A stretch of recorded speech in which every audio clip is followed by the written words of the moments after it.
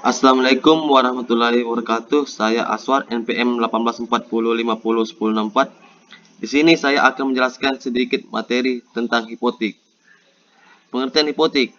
Pengertian hipotek tercantum dalam pasal 1962 KUHP Perdata. Hipotek adalah suatu hak kebendaan atas benda-benda tak bergerak untuk mengambil penggantian daripadanya bagi pelunasan bagi suatu perikatan. Selanjutnya itu subjek hipotek. Subjek hipotek terdiri dari dua, yaitu yang pertama itu pemberi hipotek. Pemberi hipotek adalah mereka yang sebagai jaminan memberikan suatu kebendaan atau atas bendanya yang tidak bergerak. Biasanya mereka mengadakan suatu utang yang terikat pada hipotek. Tetapi hipotek atas beban pihak ketiga, penerima hipotek disebut juga sebagai hipotek bank. Yang kedua, penerima hipotek. Penerima hipotek atau biasa juga disebut hipotek holder, yaitu pihak yang menerima hipotek, pihak yang meminjamkan uang di bawah ikatan hipotek. Biasanya yang menerima hipotek ini adalah lembaga perbankan dan atau lembaga keuangan non-bank. Hipotek bank adalah lembaga kredit dengan jaminan tanah, bank yang khusus memberikan pinjaman uang atau benda tidak bergerak, seperti kapal laut atau kapal terbang, dan segi lain mengeluarkan surat-surat gadai. Selanjutnya itu objek hipotek. Objek hipotek menurut pasal 1964 KUH Perdata yang dapat dibebani dengan hipotek adalah 1. Benda-benda tak bergerak yang dapat dipindahkan tangankan beserta segala perlengkapannya. Yang kedua, hak pakai hasil atas benda-benda tersebut beserta segala perlengkapannya.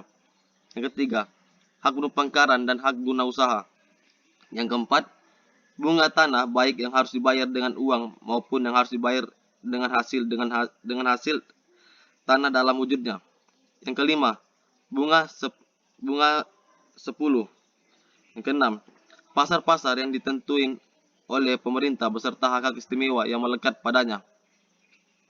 Selanjutnya itu sifat-sifat hipotek. Sifat-sifat hipotek terbagi menjadi 3. Yang pertama absolut, yaitu hak yang dapat dipertahankan terhadap tuntutan siapapun. Yang kedua, droit de suite, artinya hak itu senantiasa mengikuti bendanya di tangan siapapun benda tersebut berada. Tercantum dalam pasal 1936 ayat 2, pasal 1998 KUHP Perdata. Yang ketiga, droit de preferensi, yaitu seseorang yang mempunyai hak untuk didahulukan pemenuhan piutannya di antara orang berpiutang lainnya. Tercantum dalam pasal 1933 sampai 1934 ayat 2 KUH Perdata. Di sini hak jaminan kebendaan tidak berpengaruh oleh kepailitan ataupun oleh penyitaan yang dilakukan atas benda yang bersangkutan. Selanjutnya itu asas-asas hipotek. Asas hipotek terbagi menjadi 3.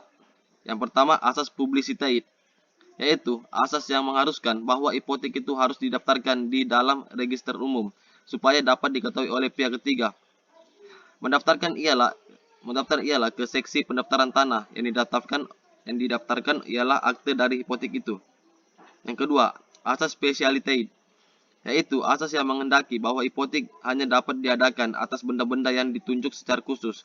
Benda-benda tak bergerak yang mana terikat sebagai tanggungan. Misalnya, benda-benda yang dihipotekkan itu berwujud apa, di mana letaknya, berapa luasnya atau besarnya. Yang ketiga, asas-asas tak dapat dibagi-bagi. Ini berarti bahwa hipotek itu membebani seluruh objek atau benda yang dihipotekkan dalam keseluruhannya atas setiap benda dan atas setiap bagian dari benda-benda tak bergerak. Baiklah, sampai di sini saja materi saya. Kurang dan lebihnya mohon dimaafkan. Saya akhiri.